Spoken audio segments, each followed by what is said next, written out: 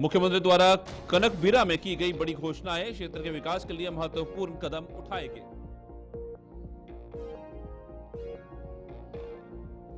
बेमेतरा में समाधान शिविरों से ग्रामीणों को मिल रही राहत, समाधान शिविर में शामिल हुए उप मुख्यमंत्री अरुण साव। एबीवीपी की राष्ट्रीय कार्यकारी परिषद की 3 दिवसीय बैठक, भारत के वैश्विक संबंधों और समसामयिक विषयों पर होगा मंथन। नमस्कार, छत्रपति खास खबरें देख रहे हैं आप सब। मैं हूं आपके साथ साहिल केरनी। मुख्यमंत्री द्वारा कनकबिरा में की गई घोषणाओं की एक श्रृंखला के तहत उन्होंने क्षेत्र के विकास के लिए महत्वपूर्ण कदम उठाए हैं। इनमें से एक महत्वपूर्ण घोषणा कनकबिरा के आसपास के आश्रित ग्राम नरगीखोल में लात नाला पर पुलिया के निर्माण की है, जो कि स्थानीय निवासियों के लिए आवागमन को सुगम बनाएगा तथा क्षेत्रीय विकास में सहायक सिद्ध होगा। इसके साथ ही उन्होंने कनकबिरा में मंगल भवन के निर्माण की भी घोषणा की, जो कि सामाजिक और सांस्कृतिक कार्यक्रमों के आयोजन के लिए एक महत्वपूर्ण स्थान प्रदान करेगा। साथ ही गोडम में पंचायत भवन के निर्माण की घोषणा भी की गई है, जिसके द्वारा स्थानीय प्रशासन की कार्य प्रणाली को और अधिक सुदृढ़ किया जाएगा। ये सभी घोषणाएं क्षेत्र के विकास के लिए अत्यंत महत्वपूर्ण है और स्थानीय निवासियों के जीवन स्तर में सुधार लाने का आश्वासन देती हैं।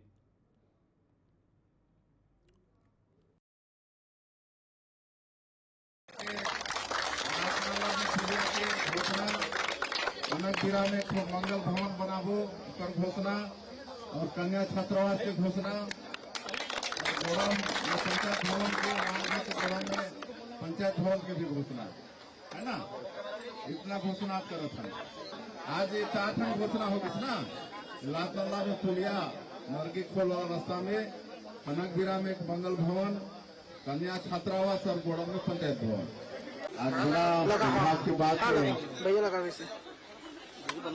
कि सुशासन बिहार के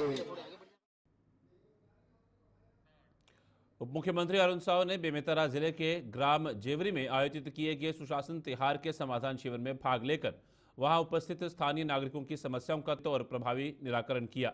इस शिविर का उद्देश्य क्षेत्र के निवासियों को उनकी कठिनाइयों का समाधान प्रदान करना था, जिससे उनकी जीवन शैली में सुधार हो सके।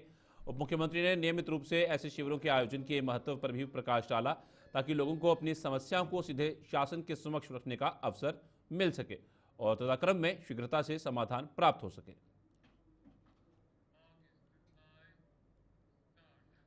राष्ट्रीय कार्यकारी परिषद की महत्वपूर्ण बैठक का आयोजन आगामी 29 से 31 मई की अवधि में किया जाएगा, क्योंकि छत्तीसगढ़ राज्य की राजधानी रायपुर स्थित इंदिरा गांधी कृषि विश्वविद्यालय के परिसर में स्थित कृषि मंडपम सभागार में संपन्न होगी।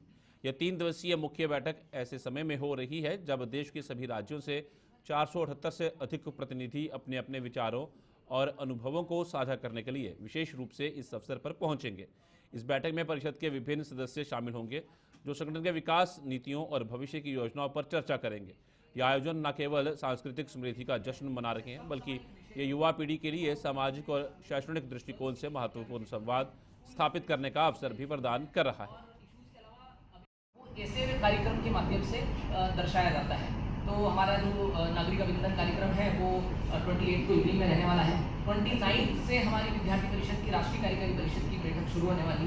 इस 3 दिवसीय बैठक में विभिन्न विषयों पर, समसामयिक विषयों पर चर्चा होगी और देश भर के अंदर किस प्रकार से युवाओं को दिशा दी जा सकती है, वर्तमान में क्या विषय चल रहे हैं, शिक्षा क्षेत्र में क्या मुद्दे चल रहे हैं और वर्तमान परिदृश्य में क्या मुद्दे चल रहे हैं, देश की आंतरिक सुरक्षा को लेकर क्या विषय, क्या घटनाएं हुई है और देश के इंटरनेशनल रिलेशंस को लेकर क्या विषय चल रहे हैं। ऐसे समसामयिक विषय जो है युवाओं के बीच में, मेनली गर्ल्स के बीच में क्या विषय चल रहे हैं, स्कूल स्टूडेंट्स के बीच में क्या इश्यूज हैं और इश्यूज के अलावा अभी वर्तमान परिदृश्य जो पूरे भारत का है उसको चर्चा के माध्यम से उस NEC बैठक के में डिटेल्ड चर्चा, विस्तृत चर्चा उसमें की जाएगी और उसको सोचते हुए हमारे विद्यार्थी परिषद का आगामी समय का हमारा कार्यक्रम, हमारी योजनाएं, हमारी अभ्यास उस बैठक में तय होने वाले हैं। बड़ी बैठक होती है, देश भर से लगभग 450 से ज़्यादा कार्यकर्ता जो हर देश के हर प्रांत से प्रांत अध्यक्ष, प्रांत मंत्री, NEC के जो सदस्य बनाए जाते हैं सदस्य और कुछ चीनित हमारे प्रमुख कार्यकर्ता, इंपॉर्टेंट कार्यकर्ता जो होते हैं उनको उस बैठक में निमंत्रित किया जाता है।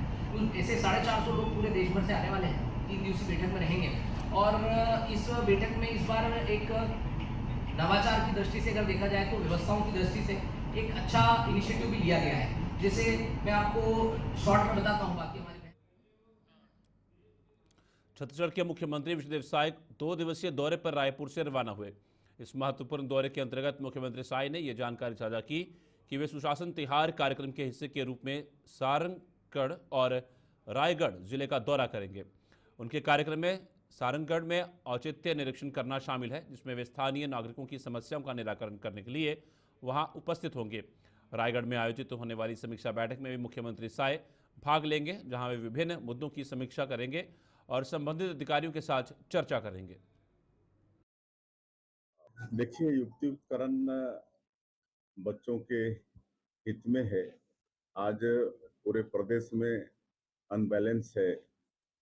कहीं हमारे 300 स्कूल शिक्षक विहीन है, तो 5000 स्कूल एक शिक्षकीय हैं, और कई स्कूल ऐसे हैं जहां पर बच्चों से ज्यादा टीचर हैं। तो जो इस असमानता को समान करने के लिए युक्तियुक्तकरण है, और इससे शिक्षा में काफी गुणवत्ता में बढ़ावा होगा और बच्चों के हित में ये युक्तियुक्तकरण है। ये सुशासन तिहार के अंतर्गत 2 जिलों का प्रवास है। सारंगगढ़ और रायगढ़ जा रहे हैं, और सारंगगढ़ में औचक निरीक्षण करेंगे और रायगढ़ में समीक्षा बैठक होगी। सर, आप लगातार क्षेत्र का दौरा कर रहे हैं। इस बीच विधायकों को विधायक दल की बैठक में आपने ये कहा था कि जमीनी स्तर पर जुड़ के काम करें, शिकायत ना है। जब आप क्षेत्र का दौरा कर रहे हैं तो शिक्षक संघ के द्वारा आज युक्तियुक्तकरण के विरोध में मंत्रालय का घेराव करने की योजना बनाई गई है। इस कार्रवाई के कारण संबंधित मुद्दों को लेकर दोनों ही पक्षों के बीच सियासी चर्चाएं और घमासान बढ़ गया है।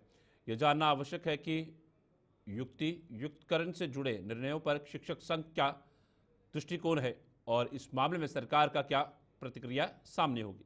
इसे लेकर भी सभी की निगाहें मंत्रियों की ओर लगी हुई हैं। इससे राजनीतिक वातावरण में भी हलचल तेज हो गई है। इस विषय पर कांग्रेस के वरिष्ठ प्रवक्ता ने अपने विचार व्यक्त करते हुए कहा कि शिक्षा विभाग में युक्तियुक्तकरण की प्रक्रिया निरंतर चली है। इसके परिणाम स्वरूप 4000 से अधिक स्कूलों को बंद किए जाने की संभावना है। इस प्रक्रिया के अंतर्गत लगभग 12000 शिक्षकों के पद समाप्त किए जाएंगे, जो कि शिक्षा से जुड़े क्षेत्र में शिक्षा व्यवस्था पर गंभीर प्रभाव डाल सकते हैं, क्योंकि शिक्षा के स्तर को प्रभावित करने वाली एक महत्वपूर्ण गतिविधि है। हमारी सरकार राज्य की शिक्षा व्यवस्था को मजबूत करने के लिए लगातार काम कर रही है। शिक्षा की गुणवत्ता में सुधार हो और शिक्षा का स्तर बेहतर हो, इसके लिए लगातार काम कर रही है। जो शिक्षक संघ की बातें होंगी, सरकार जरूर उस पर संज्ञान लेगी, पर हमारी सरकार प्रतिबद्ध है शिक्षा की गुणवत्ता में सुधार के लिए। शिक्षा विभाग में जो युक्तियुक्तकरण की जो प्रक्रिया चल रही है, इससे प्रदेश में 4000 से अधिक स्कूल बंद हो जाएंगे और 12000 से अधिक शिक्षकों की पद जो है समाप्त हो जाएगी। इसका दुष्प्रभाव ग्रामीण क्षेत्रों में और दूरस्थ अंचलों के जो स्कूल है, जो शिक्षक विहीन है, वो स्कूलें बंद होने से वहां के बच्चों को शिक्षा से वंचित होना पड़ेगा और सरकार की मंशा अब शिक्षा का भी बाजारीकरण करने। छत्तीसगढ़ के डिप्टी मुख्यमंत्री अरुण साव का एक महत्वपूर्ण बयान सामने आया है, जिसमें उन्होंने नीति आयोग की हालिया बैठक के विषय में जानकारी साझा की। इस बैठक में हिस्सा लेने के लिए एनडीए के सभी राज्यों के मुख्यमंत्री और सभी डिप्टी मुख्यमंत्री एकत्रित हुए थे, जो इस कार्य के लिए अपनी नीतियों और विचारों का आदान प्रदान करने के लिए उपस्थित हुए।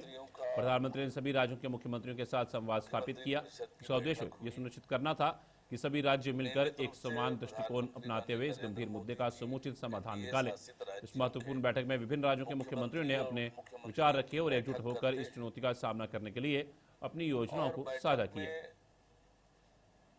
अलग अलग पार्टी के वरिष्ठ नेता हैं, पार्टी के वरिष्ठ जन उनकी बातों पर विचार करेंगे। ये माननीय मुख्यमंत्री जी के संज्ञान में ये विषय है और बातचीत कर रहे हैं। आने वाले समय में निश्चित रूप से उसका समाधान होगा। एनडीए के मुख्यमंत्रियों का मुख्यमंत्री परिषद की बैठक हुई। नियमित रूप से प्रधानमंत्री माननीय नरेंद्र मोदी जी एनडीए शासित राज्यों के मुख्यमंत्री और उप मुख्यमंत्रियों की बैठक करते हैं और बैठक में अलग अलग राज्यों में जो बेस्ट प्रैक्टिसेस अडॉप्ट करके जो काम हो रहा है राज्य अपने प्रेजेंटेशन देते हैं और अलग अलग मुद्दों पर चर्चा होती है, प्रस्ताव भी आता है और प्रधानमंत्री माननीय नरेंद्र मोदी जी का मार्गदर्शन मिलता है कि और किस प्रकार से राज्यों में काम हो, किस प्रकार से जनहित के मुद्दों को लेकर आगे बढ़े, इन सब विषयों पर चर्चा होती है। बैठक में नक्सल उन्मूलन की दिशा में पुलिस अधीक्षक के निर्देशन अति पुलिस अधीक्षक पुष्पेंद्र बघेल एवं पंकज पटेल के मार्गदर्शन में एसईओपी लोहारा प्रतीक चतुर्वेदी के पर्यवेक्षण में थाना सहसपुर लोहारा प्रभारी लालमन साव एवं तहसीलदार विवेक गोहिया की संयुक्त टीम द्वारा ग्राम भिभौरी में जन जागरूकता बैठक का आयोजन किया गया। इस महत्वपूर्ण बैठक में पुलिस अनुविभागीय अधिकारी प्रतीक चतुर्वेदी आदि उपस्थित हुए। बैठक का उद्देश्य ग्राम में व्याप्त देह व्यापार एवं अवैध शराब विक्रय जैसी सामाजिक बुराइयों की रोकथाम, इनके दुष्परिणामों से ग्रामीणों को अवगत कराना तथा जन चेतना का विकास करना था। भारत माता स्कूल के सामने स्थित सामुदायिक भवन टाटीबंद में आयोजित समाधान शिविर में नगर निगम रायपुर के आयुक्त विश्वदीप के नेतृत्व में एक महत्वपूर्ण कार्यक्रम आयोजित किया गया। एमआईसी सदस्य गायत्री, सुनील चंद्राकर आदि उपस्थित थे। रायपुर नगर पालिका निगम के अलावा विभिन्न शासकीय विभागों के अधिकारीगण भी मौजूद हैं। यह अधिकारीगण विभागीय स्टॉलों में आम जनता की समस्याओं का त्वरित और गुणवत्तापूर्ण समाधान प्रदान करने के लिए समर्पित हैं।